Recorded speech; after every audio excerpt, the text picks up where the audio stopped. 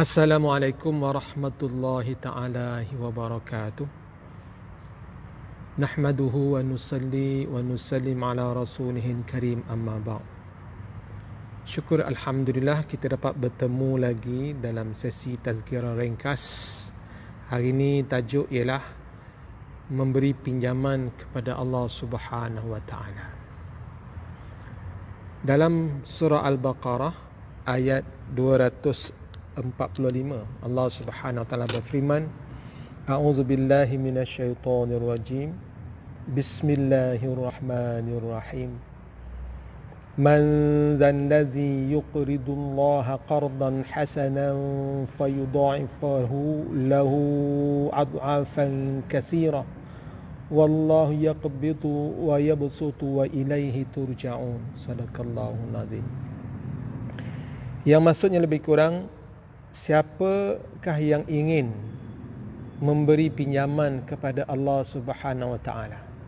Siapa yang ingin memberi pinjaman kepada Allah Subhanahu wa taala, satu pinjaman yang baik, maka Allah Subhanahu wa taala akan gandakan baginya gandaan yang banyak. Dan Allah Subhanahu wa taala yang menyempitkan dan melapangkan sesiapa yang dikehendaki, dan kepadanya lah kamu dikembalikan. Jadi ayat ini menceritakan seolah-olah membelanjakan harta di jalan Allah itu umpama memberi hutang kepada Allah Subhanahu wa taala. Bukan Allah Subhanahu wa taala perlukan, dan bukanlah sebagaimana kita memberi hutang pada orang lain. Cuma Allah Subhanahu wa taala menggunakan perkataan hutang ini ada beberapa sebab. Ulama menyatakan antaranya ialah pertama, menceritakan bahawa membayar hutang itu penting, dan nak menceritakan bahawa Allah Subhanahu wa taala akan bayar, akan gantikan apa yang kita belanjakan itu. Allah Subhanahu wa taala akan gantikan apa yang kita belanjakan di jalan Allah Subhanahu wa taala. Yang kedua, nak menceritakan betapa tingginya martabat amalan infak, membelanjakan harta di jalan Allah Subhanahu wa taala. Ibnu Mas'ud radhiyallahu anhu apabila ayat ini turun, dia telah menceritakan ada seorang sahabat yang bernama Dahdah radhiyallahu anhu. Dia jumpa pada Rasulullah sallallahu alaihi wasallam dan bertanya, "Wahai Rasulullah sallallahu alaihi wasallam, apakah Allah Subhanahu wa taala minta hutang dari kami?" Maka Rasulullah sallallahu alaihi wasallam menyatakan, "Ya, tidak syak lagi." Kemudian beliau menyatakan, "Kalau begitu, wahai Rasulullah sallallahu alaihi wasallam, aku ingin pegang tangan Tuan yang mulia." Bermaksud dia ingin buat perjanjian, dan ia menyatakan, "Wahai Rasulullah sallallahu alaihi wasallam, saya hutangkan kebun saya kepada Allah Subhanahu wa taala." Yang mana kebunnya itu ada 600 pokok tamar. Isterinya dan anaknya tinggal kat situ. Apabila dia telah berikan kepada Islam, maka dia pergi ke kebun itu dan bagi tahu dengan isterinya, "Wahai isteriku dan anak-anakku, sekarang ini kebun ini bukan milik kita lagi. Saya telah beri hutang kepada Allah Subhanahu wa taala."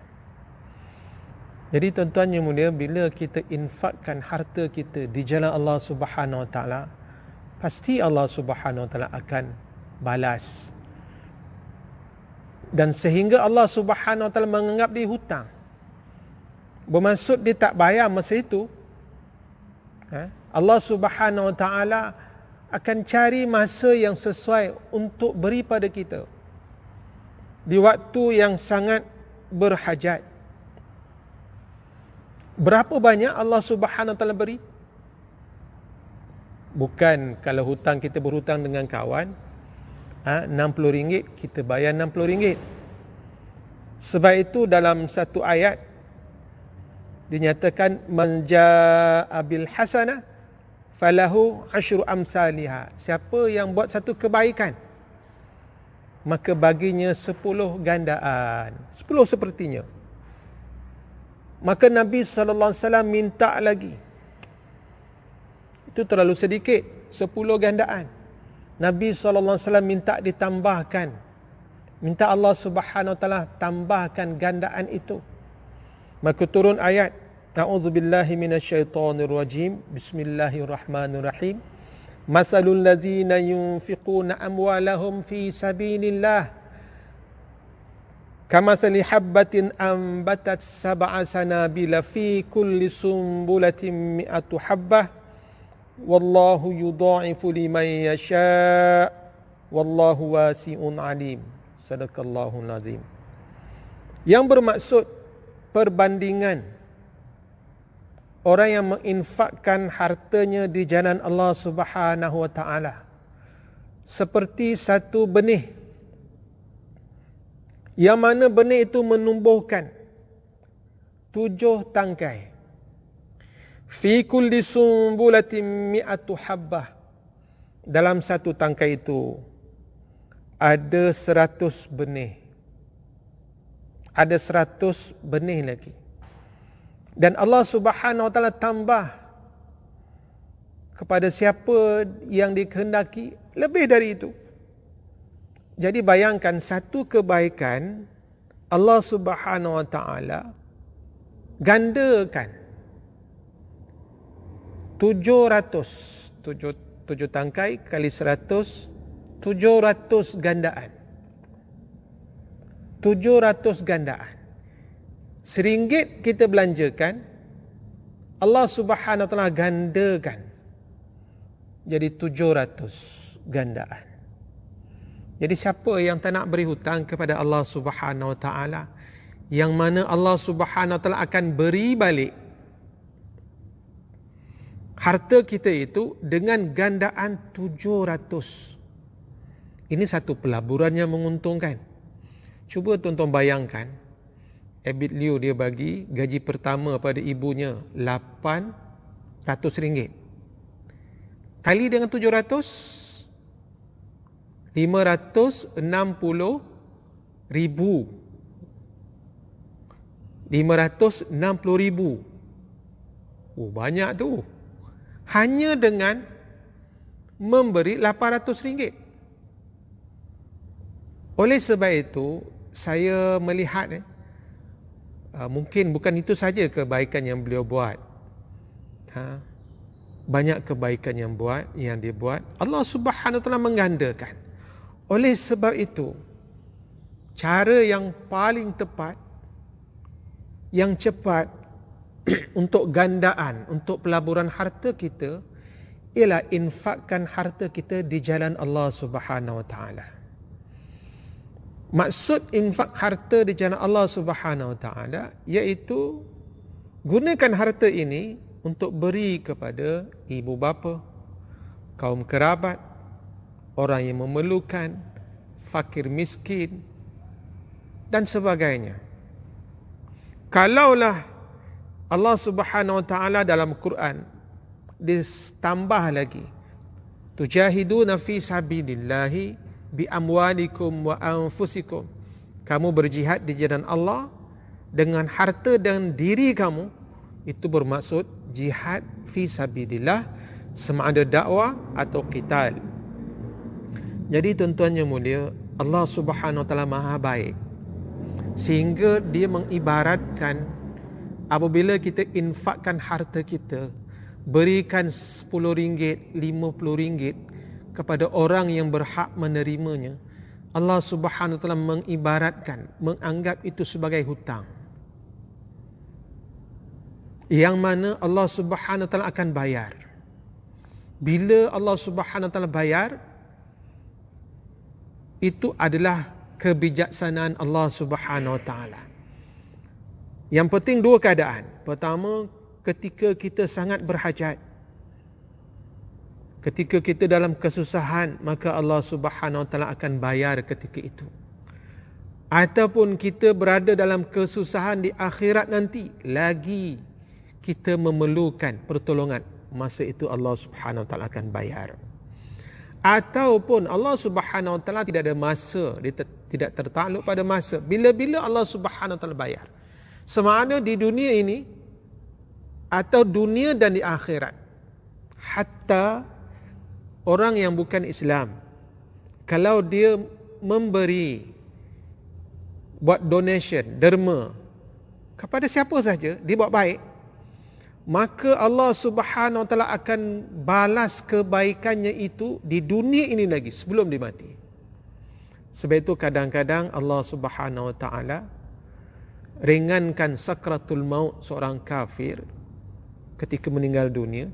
Kerana apa? Sebab ada lagi kebaikannya yang Allah Subhanahu Wa Taala tidak bayar. Akan tetapi orang Islam, Allah Subhanahu Wa Taala bayar kebaikannya di dunia dan di akhirat. Dalam satu hadis kudusi, dan saya tak ingat matanya, di mana Nabi SAW bersabda bahawa Allah Subhanahu Wa Taala berfirman, wahai anak Adam, simpanlah khazanahmu di sisiku sebagai satu amanah. Tiada kebimbangan bahawa ia terbakar atau tenggelam atau dicuri. Aku akan kembalikannya kepadamu pada masa yang kamu sangat memerlukannya. Oleh sebab itu, kalau nak selamat, kita simpan kat mana?